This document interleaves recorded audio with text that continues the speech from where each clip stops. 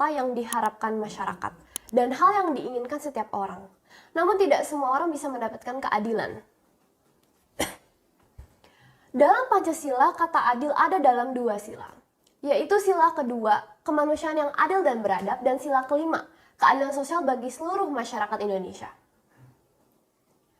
Berbicara tentang keadilan tentunya tidak terlepas dari penegakan hukum. Mencari keadilan muncul ketika terjadi benturan kepentingan antara pihak-pihak tertentu. Keadilan adalah sebuah kondisi yang hampir mustahil terpenuhi. Kenapa? Pertama, standar adil bagi setiap orang berbeda-beda. Apa yang dianggap adil oleh si A belum tentu dianggap adil oleh si B. Sehingga dibuatlah hukum dan undang-undang untuk mengatur kehidupan bermasyarakat untuk mengatasi benturan tersebut. Keadilan itu belum ada di Indonesia selain jalan keadilan di daerah Jakarta Kota. Keadilan seharusnya gratis, namun secara realita keadilan hanya bisa diraih oleh orang-orang kaya dan orang yang berkuasa. Padahal sila kelima mengajarkan kita keadilan sosial bagi seluruh rakyat Indonesia. Secara ekonomi bicara tentang keadilan sosial berarti kesamaan kedudukan secara level posisi status. Ini tidak mungkin dapat diraih dalam kondisi negara liberal kapitalis, di mana pemegang modal menjadi penguasa dan punya posisi di atas. Jadi Pancasila, terutama sila kelima ini menurut saya hanyalah angan-angan, ideologi dan mimpi yang tidak akan mungkin tercapai dalam kondisi negara yang liberal kapitalis yang ada. Sejak kecil di sekolah, otak kita selalu dicuci diajari bahwa keadilan itu ada. Hukum adalah panglima tertinggi. Pancasila adalah ideologi bangsa Indonesia. Namun saya katakan kenyataannya yang saya lihat, saya dengar, dan yang saya alami berbanding terbalik dari teori-teori manis yang kita pelajari di sekolah. Keadilan tidaklah gratis. Keadilan perlu diperjuangkan. Bahkan beberapa orang membeli untuk mendapatkan keadilan. Karena kenyataannya saat ini Indonesia dijajah. Bukan oleh Jepang atau Belanda, melainkan oleh saudara-saudara sebangsa yang menjadi mafia hukum. Bagaimana mau adil jika pemimpin bangsa dimulai dari hasil korupsi dan gratifikasi? Nama saya adalah Kate Victoria Lim. Ayah saya memberi saya nama Kate berarti putih bersih. Victoria berarti kemenangan dan Lim adalah nama keluarga saya. Apa artinya? Keluarga ingin saya menjadi pemenang yang bersih dalam hidup ini. Bukan karena kepintaran atau kepandaian, tetapi karena hati nurani kasih sayang kepada sesama dan menjunjung tinggi keadilan. Banyak orang pintar dan mengerti hukum, tapi digunakanlah hukum tersebut menjadi alat untuk mencelakai sesama manusia dan alat bagi penguasa untuk mencurangi dan menindas masyarakat yang lebih lemah. Tuhan menjadikan manusia sebagai makhluk dengan kuasa tertinggi, bukan karena kepandaian dan kekuatannya. Singa pun sebagai raja hutan yang gagah dan perkasa. Tapi manusia diberikan Tuhan akal budi, akal sehat, hati nurani serta cinta kasih. Inilah yang seharusnya membedakan manusia dari binatang. Namun dalam kehidupan bersosial, maaf saya lihat di mana ada oknum polisi membunuh sesama polisi, bahkan difitnah dan direkayasa. Singa saja tidak memakan dan membunuh sesama singa. Kenapa manusia, bahkan oknum polisi yang seharusnya menjadi panutan, malah menjadi lebih rendah daripada binatang? Saya setuju bahwa dalam pemerintahan ada oknum kejam yang bodoh. Tapi sebagai anak manusia yang harus sopan dan santun, saya refrase dan sebut mereka sebagai oknum yang telah kehilangan hati nurani. Tidak ada manusia bodoh, karena Tuhan memberikan kita kepandaian. Namun oknum pejabat mencelakai masyarakat lainnya, karena tidak mempunyai hati nurani dan belas kasihan kepada sesamanya. Inilah yang harusnya dimiliki oleh para polisi, jaksa, dan hakim. Percuma ilmu hukum tinggi-tinggi dan paham bahasa hukum, bahkan jika bisa bahasa dewa sekalipun, jika kita tidak mempunyai hati kepada sesama manusia. Teorinya pejabat dipilih oleh masyarakat. Tapi nyatanya jabatan tersebut dibeli. Sehingga ketika terpilih menjadi pejabat, banyak oknum-oknum pejabat yang berlomba-lomba korupsi agar bisa balik modal. Hal sama dengan oknum polisi, masuk kepolisian bayar, mau naik pangkat bayar, harus setor ke atasan. Sehingga polisi bukan lagi menegakkan keadilan, melainkan dagang kasus transaksi jual beli keadilan.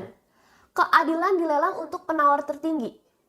Alhasil nggak ada itu sila kelima keadilan sosial bagi seluruh rakyat Indonesia. Tapi keadilan dijual bagi seluruh rakyat Indonesia. Untuk Indonesia bisa berubah, maka yang dibutuhkan bukan orang pintar, bukan orang kuat dan yang berkuasa, tapi butuh orang yang punya hati nurani, akal sehat, dan peduli kepada masyarakat. Barulah bisa tercapai keadilan sosial bagi seluruh rakyat Indonesia. Coba bayangkan ayah saya, seorang pengacara, diminta bantuan oleh kliennya yang menjadi korban pemerasan atas kendaraan yang disita kejaksaan. Hilang mobil atau hilang uang puluhan juta, minta jasa pengacara. Pengacara membuat aduan tidak ditanggapi karena oknum balas sama oknum. Malah pengacara dijerat pencemaran nama baik karena menceritakan duduk perkara kasus di media massa dan diproses hukum. Logika sebagai manusia di mana? Yang dirugikan uang dan menjadi korban pemerasan adalah kliennya. Tapi yang dijadikan tersangka dan hendak diadili adalah pengacaranya. Ini negara Pancasila atau negara Pancagila? Saya saja sebagai anak kecil tahu bahwa penerapan hukum di Indonesia sudah berantakan. Tapi setiap orang yang bicara vokal dan keras, ditentang, didemo, dipolisikan dengan pasal ITE, dipenjarakan. Makanya saya tantang Kapolri untuk berdebat. Berbeda dengan Rocky Gerung yang menyebut presiden tolol. Saya dengan hormat dan penuh sopan santun menantang Kapolri debat dengan kata-kata yang beretika dan menyebutnya jenderal polisi. Karena percuma saya tantang presiden debat. Presiden pasti membuang badan ke Kapolri dan menyebutkan bahwa urusan kasus pidana diatur oleh Kapolri. Tapi nyatanya, walau dengan kata-kata sopan dan santun, Kapolri tidak menjawab. Mungkin pulsanya habis, ataukah Kapolri sedang mempelajari UU ITE dan UU Advokat? Entahlah. Pastinya sangat aneh apabila Jenderal Bintang 4 takut ditantang debat hukum oleh anak SMA yang masih bocah. Padahal dengan penuh keikhlasan saya rela jika harus dipenjara apabila saya salah dan kalah dalam debat tersebut. Tetapi kenapa saya yakin bisa dan pasti menang dalam debat?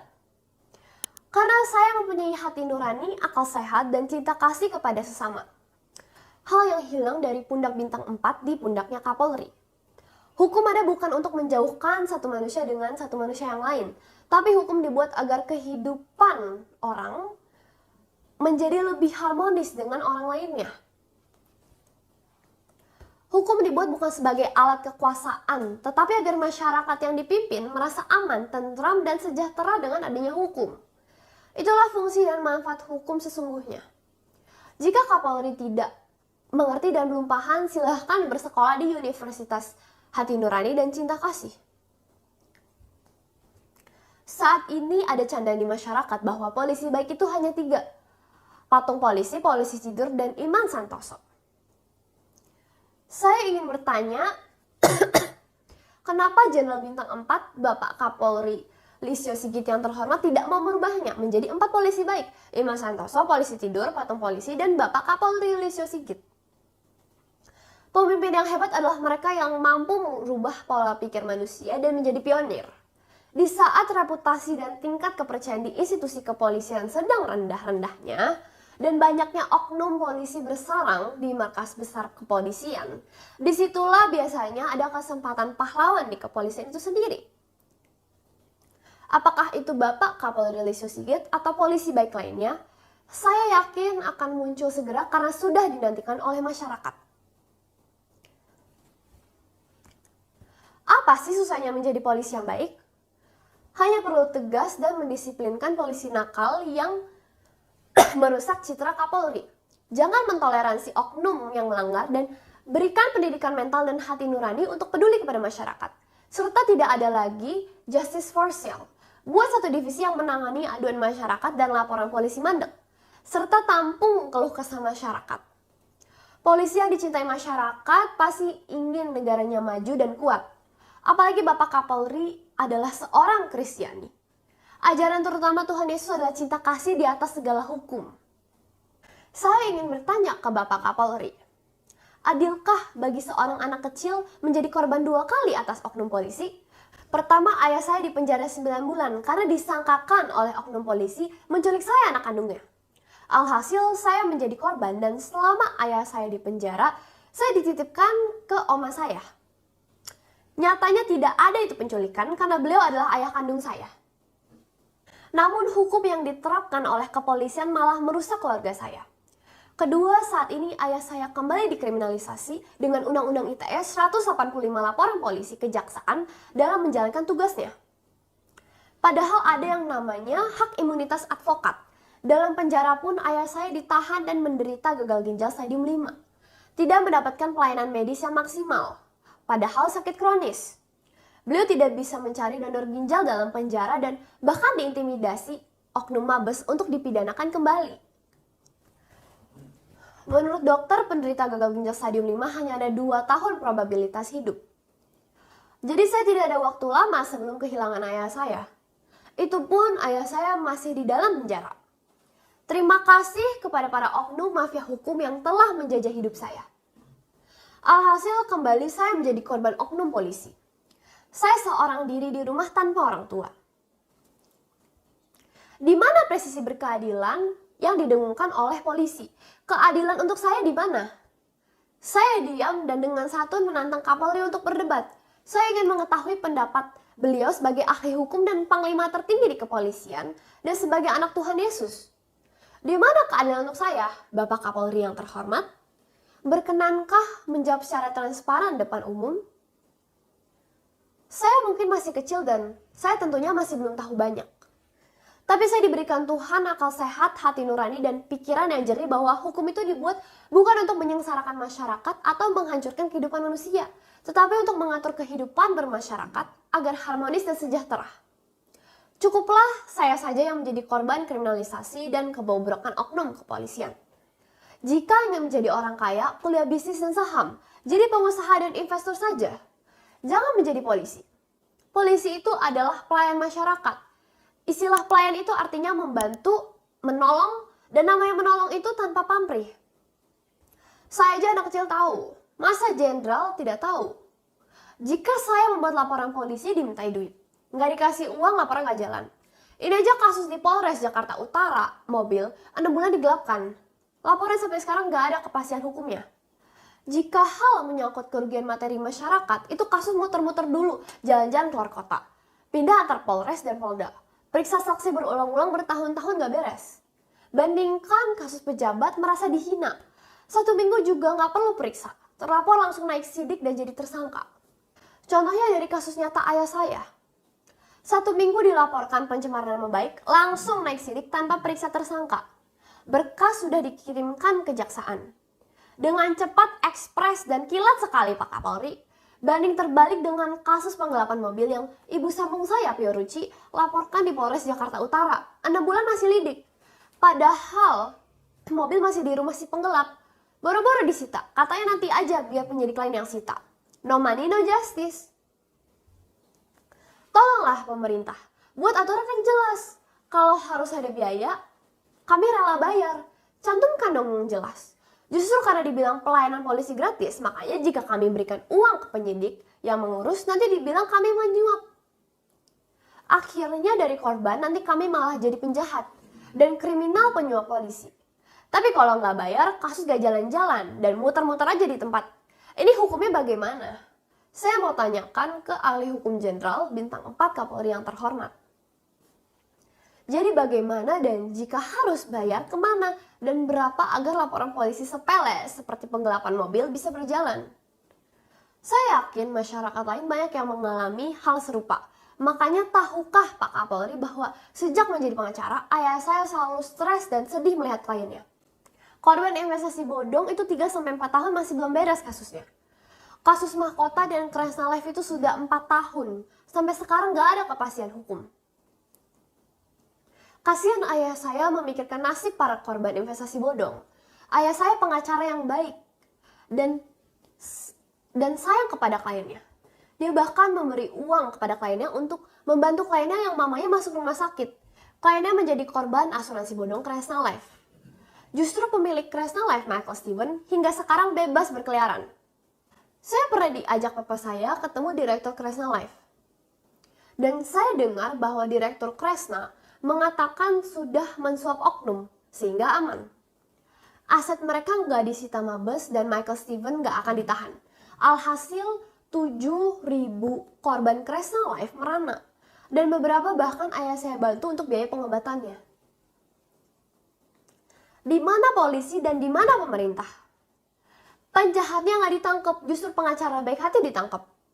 Jujur, saya nggak habis berpikir dan bingung. Makanya saya memberanikan diri untuk menantang Pak Kapolri berdebat. Beranikah Bapak Kapolri yang terhormat debat dengan saya secara terbuka di media dan menjawab pertanyaan saya selaku warga negara dan korban kriminalisasi oknum Polri? Apakah Bapak Kapolri berani? Ataukah hanya akan pura-pura tidak tahu? Saya tegaskan saya bersedia ditahan dan dipenjara jika saya salah dan kalah.